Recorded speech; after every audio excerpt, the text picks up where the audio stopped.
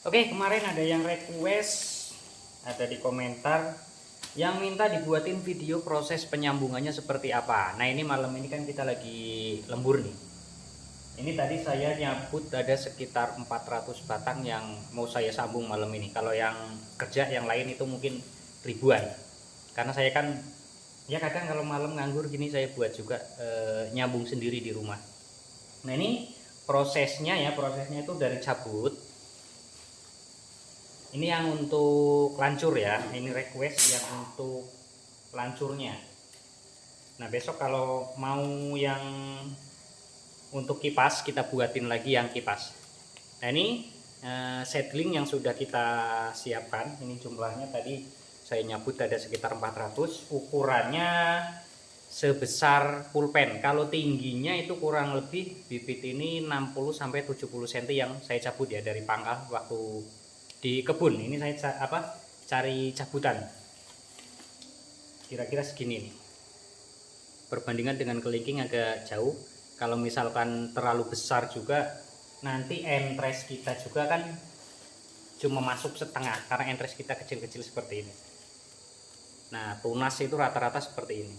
Kalau kita menggunakan tunas-tunas besar yang seperti ini segede kelingking, nah itu kita sesuaikan juga untuk seedling bawahnya ataupun untuk cara penyisipannya itu kita harus tahu cara yang tepat. Misalkan atas besar bawah kecil ataupun bawah besar atas kecil. Nah, itu ada triknya masing-masing. Oke, setelah kita siapkan seedling seperti ini, nah ini kita potong kurang lebih 1 jengkal. Ini dari atas akar nih. Ini kan ya, ini dari ini ke sini. Ini kan bagian perakaran. Nah, dari bagian perakaran ini sampai ke atas ini kurang lebih 1 jengkal. Nih ya, sampai ke bagian atas kurang lebih 1 jengkal segini. Ini kita potong. Nah, jadi seperti ini. Jadi nanti tanaman ini rata. Ketika kita tanam, kita semai di polybag rata. Tapi untuk yang masih awal-awal ya mungkin pemula seperti saya juga ya, yang masih awal-awal diusahakan untuk menyertakan beberapa daun di bagian seedling bawah seperti ini. Nah, kita potong di atas, misalkan ini ada 1, 2, 3 nih, ada 3 daun seperti ini. Ini kita potong setengah. Usahakan seperti ini ya untuk yang masih baru coba-coba. Nah, ini berpengaruh juga ke dalam keberhasilan kita dalam okulasi atau sambung pucuk.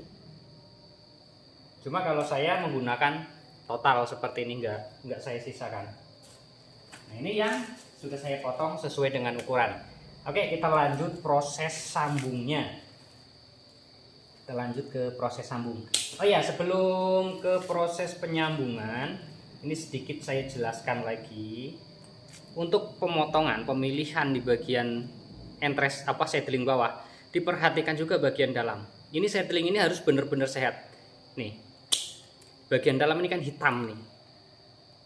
Apa sih namanya? Gabus ya di bagian dalam.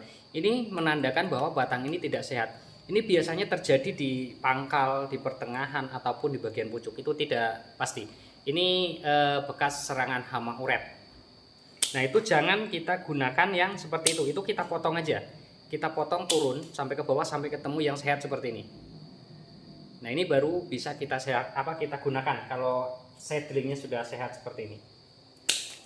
Ini contohnya, ini sehat 1 jengkal. Oke, lanjut ke proses penyambungannya. Pisau kita harus gunakan pisau yang benar-benar tajam agar ketika nanti kita menyayat seedling dan entres itu ininya tidak kasar. Bagian bekas sayatan yang ada di tengah batang ini tidak kasar. Nah, untuk penyayatan usahakan rata tapi agak sedikit besar di sebelah sisi. Itu kalau seedling dan entres ini tidak sesuai besarnya. Nah, contoh nih ya. Contoh ini kan kecil. Mau saya masukin ke dalam seedling yang lebih besar daripada entres atas. Nih, ini udah belah tengah ya, belah tengah. Kita belah tengah, lalu kita sisipkan. Karena ini posisi sayanya Yatna agak sedikit lebih besar di sebelah sisi. Nih, kita masukkan.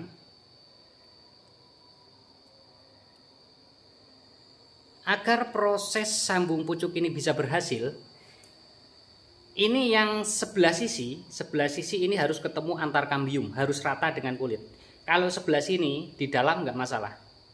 Ataupun misal yang seedling lebih kecil, entresnya lebih besar, yang sebelah keluar nggak masalah, yang sebelah harus press seperti ini di antara kulit. Ini ketemu antar kambium. Nah, ketika misalkan kita sisipkannya seperti ini, di tengah seperti ini, karena yang sebelah kecil, sebelah besar, kita sisipkan di tengah, kambium ini nggak ketemu. Kambium atas dan kambium bawah tidak ketemu, dan ini dipastikan gagal. Yang seperti ini gagal. Misalkan besar nih, besar yang atas disisipkan, nah posisi seedling bawah ini di tengah-tengah, tidak ketemu antar kambium, itu juga gagal. Oke, setelah kita sisip seperti ini, sudah ketemu antar kambium, kita ikat menggunakan tali rapia. Tali rapia yang sudah kita siapkan banyak nih, kalau misalkan kita mau nyambung dengan jumlah yang banyak, misalkan kita satu malam itu mau nyambung sekitar 1000 batang misalkan, kita siapkan ikatnya seperti ini, sudah kita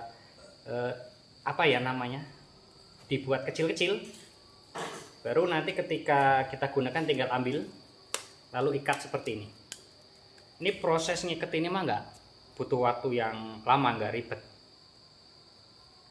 Lalu kita kunci di bagian bawah. Ini penguncian harus di bagian bawah.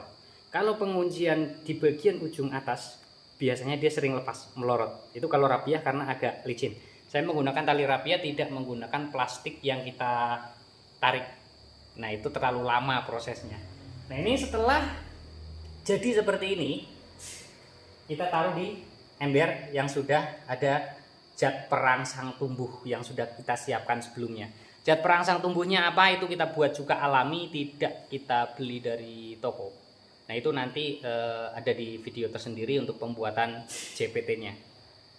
Ini langsung kita taruh. Itu ada sekitar 1 jam tadi saya nyambung sekitar 150 batang. Untuk proses penyambungan batang lancur. Untuk yang kipas nanti kita bikin video tersendiri.